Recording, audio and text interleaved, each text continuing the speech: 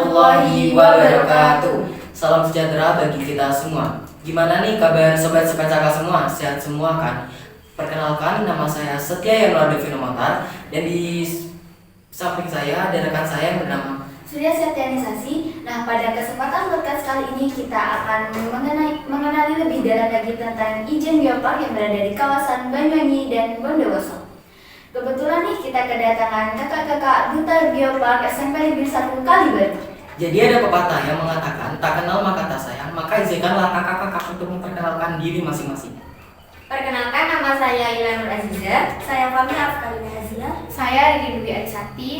Oke, mungkin kakak-kakak bisa menjelaskan dulu apa itu Ijen Geopark, dan mungkin sobat-sobat Saka belum tahu apa itu Ijen Geopark. Oke. Jadi Ijen Geopark itu terdiri dari dua suku kata, yaitu Ijen dan Geopark. Geopark sendiri itu geo atau geologi, itu artinya kebumian. Sedangkan park dalam bahasa Inggris kalau diterjemahkan artinya taman. Sehingga Geopark itu dapat diartikan sebagai taman bumi. Sedangkan Ijen itu adalah nama Geopark dari dua kabupaten itu tadi. Nama Ijen ini diambil dari Gunung Ijen yang menjadi cerita awal pembentukan cerita geologi, budaya, dan juga biologi yang ada di sekitar kawasan Ijen Geopark itu. Sehingga diambil nama Ijen seperti itu. Jadi kenapa Ijen Geopark ini dipilih sebagai geoparknya Banyuwangi? Karena terdapat beberapa keunikan. Contohnya kayak ada Milky Way, terus ada kawah asam terasam di dunia, Blue Fire, dan juga belerang. Belerang ya, terbesar. Belerangnya tuh ya diambil secara tradisional juga. Jadi itu yang menjadi keunikan dari kawah Ijen. Oke, gimana nih, sudah paham belum tentang pengertian Ijen Geopark? Terus sejauh mana pengertian kakak-kakak di sini tentang geopark yang ada di Banyuwangi? Lebih banyak pahamnya secara garis besarnya saja sih untuk saat ini. Karena di Banyuwangi itu banyak sekali situs-situs dari Ijen Geopark. Jadi untuk mempelajari lebih dalam itu kami masih butuh waktu untuk mempelajarinya. Jadi untuk sekarang kita masih lebih ke garis besarnya aja.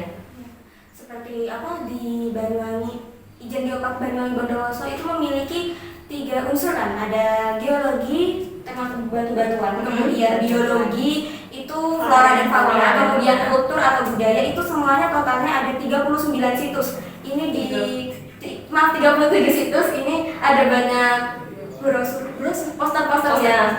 37 total situs. Ini ada yang ditanyakan. Apa pendapat kakak-kakak tentang geopark yang ada di Banyuwangi? Menurut saya Geopark Banyuwangi itu kan unik ya. Dari dulu kita nggak tahu kalau ada kawah Ijen yang sangat menarik, tapi karena mungkin para Para guru menunjuk kita, Iya. sehingga kita mau belajar lagi, jadinya banyak tahu nih keunikannya seperti itu. Terus juga tentunya dengan adanya Ijen Geopark itu membuat banyak sekali wisatawan dari luar negara maupun dari Indonesia dan juga ilmuwan untuk datang meneliti atau hanya sekedar lihat-lihat. edukasi konservasi dan juga geoturism. Ya, betul. Di antara geopark yang ada di Banyuwangi, yang mana menurut kakak-kakak yang paling menarik? Menurutku sih, menurut sudut pandang aku itu Blue Fire. Untuk yang di seluruh kawasan Ijen Geopark termasuk Bondowoso itu menurutku Kalipahit. Di Bondowoso ya. Kalau saya sendiri untuk di Banyuwangi suka ke Pangkang Bay, karena di sana terdapat banyak sekali tanaman bakau yang langka di dunia ini. Itu di sana banyak banget. Terus untuk yang Geopark Banyuwangi dan Bondowoso, saya sukanya Rainbow Forest, karena Rainbow Forest itu kan biasa disebut dengan Eucalyptus decuta. Nah, dari batangnya itu ya, dari akar sampai ujung itu berwarna pelangi, itu yang menarik menurut saya. Ya, ini betul. Kalau dari sudut pandangku mungkin di Banyuwangi Savana Sadenan, karena di situ mungkin ada yang pernah ke sana.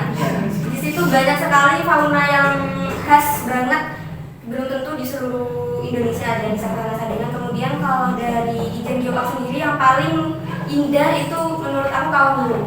View-nya di situ padang rumput dan juga bukit yang tadi itu luar biasa sih.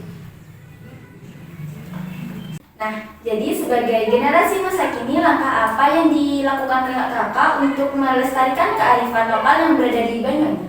Pastinya pertama kita harus mengenali dulu ada apa aja di Banyuwangi, di Ijen Geopark. Kemudian kita juga harus mau belajar, karena dari mengenali dan mempelajari budaya daerah itu nanti pasti akan timbul rasa cinta kita dan juga para pelajar yang lain untuk lebih tahu dan mencintai Ijen Geopark atau daerahnya sendiri seperti itu.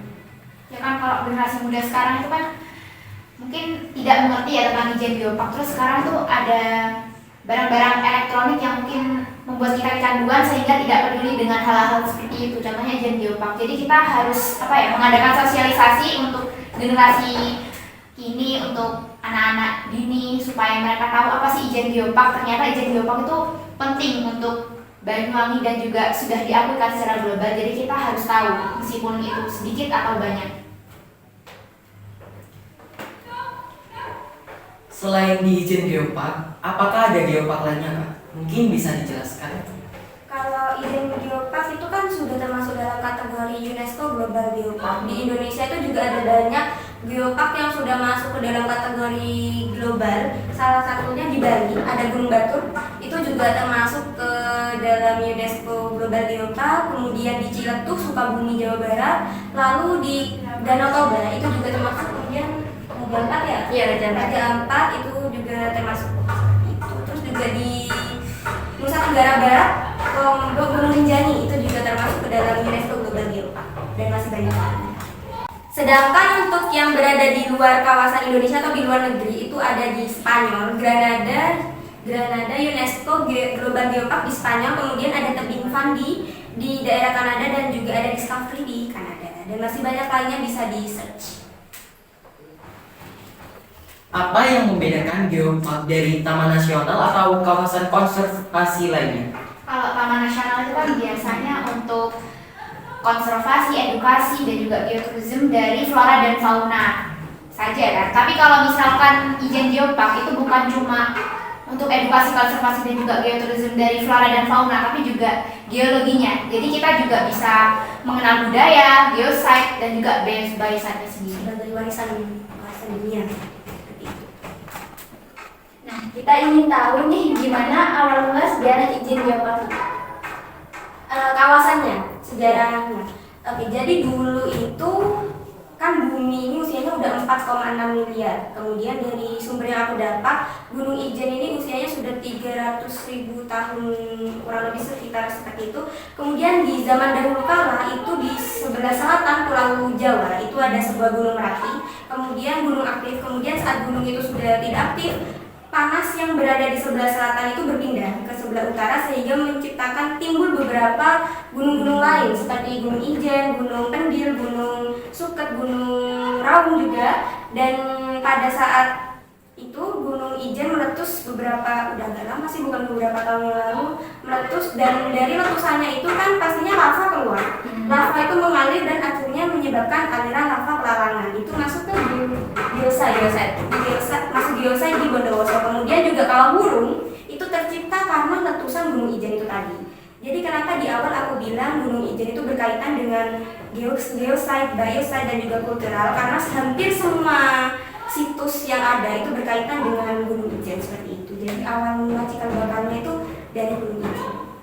Untuk sejarah geopark Ijen Geopark di Banyuwangi sendiri itu terbangun pada sekitar 2018 itu menjadi nasional Indonesia, dan pada 2023 kemarin itu sudah menjadi UNESCO Global Geopark yang ditetapkan di Maluku. Jadi sudah masuk Dunia. kategori global.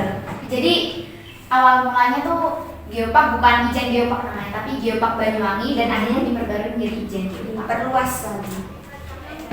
Bisa diceritakan bagaimana proses kakak-kakak bisa membawa piala yang ada di samping? Sebelum itu di sini ada 3 piala. Yang pertama ada juara 3 Geopark Corner Interpreter, dan juara 3 Geopark Corner Content dan Display. Dan yang ada di tengah ada Harapan 1 Lomba Cerdas Cermat yang berhasil dibawa pulang oleh rekan kita. Untuk prosesnya sendiri itu cukup seru sih, seru banget. Jadi itu ada 3 tahap. Yang pertama untuk yang lomba interpreter itu ada 3 tahap, yaitu pendampingan online. Itu kita melalui Zoom, monitoring melalui Zoom online. Kemudian untuk yang offline, yang kedua pendampingan offline itu ada 3 kakak-kakak di Banyuwangi yang datang ke sini untuk mendampingi kita, memberikan saran dan masukan.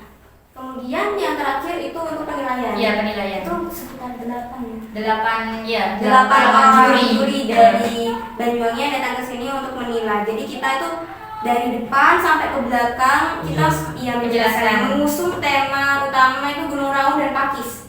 Iya. Karena mana Pakis? Ya, itu jadi karena cukup ikonik, ternyata itu belum tentu di seluruh Banyuwangi bisa ditumbuhi pakis banyak di Kalibaru. Jadi kita mengusung tema itu dan alhamdulillah mendapatkan ya. Untuk pojok kopinya, gimana Kak? Mungkin bisa diterangkan? Oke, jadi pojok kopi itu adalah milik Kalibaru di Desa Malangsari. Malangsari itu bisa dibilang desa terpencil ya. Oke, jadi di sana itu ditumbuhi berbagai macam kopi. Manfaat utama dari adanya geopark bagi lingkungan dan masyarakat lokal. Untuk masyarakat, geopark dapat memberikan manfaat berupa naiknya ekonomi atau pendapatan, serta juga dapat memberikan pemahaman atau kesadaran kepada masyarakat. Sehingga dari kesadaran itu tadi, pastinya kan masyarakat akan lebih sadar tentang pentingnya menjaga lingkungan. Jadi itu berkesinambungan. Sebelum podcast ini ditutup, apa nih harapan kakak-kakak dalam izin geopark untuk kedepannya?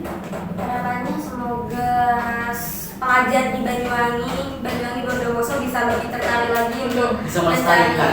mencari kisah sejarah Ijen Geopark ya, karena itu menarik kalau diulik dari yang tadi ada gunung ini, kemudian gunung Ijen meletus dan menimbulkan lava pelarangan dan juga kawah burung, itu sangat menarik untuk digali. Jadi harapannya seperti itu. Ya, jadi harapannya bukan cuma pelajar di Banyuwangi dan juga Bondowoso, tapi juga dari yang luar juga.